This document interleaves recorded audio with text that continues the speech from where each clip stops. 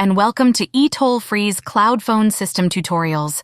This video is all about the cloud voicemail. Setting up voicemail is a straightforward process. Voicemails are typically auto-generated when you add an extension.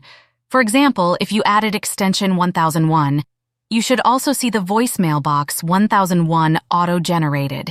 However, if you need to set up a different voicemail box, you'll need to create an extension first, whether you will use the extension or not. For a detailed guide on adding a VoIP extension, please check out our video tutorial by clicking the provided link. Once you have your voicemail created, you can customize your voicemail greeting.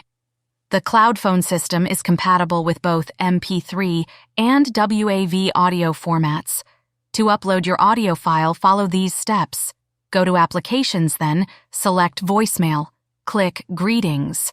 Click the Add Plus button to upload your audio file, then Save. If you want to forward your incoming calls to your voicemail, follow these steps. Go to Dial Plan, then select Destination. Choose the eToll-Free number you want to forward to voicemail. Look for the Action field and choose the voicemail box from the drop-down menu.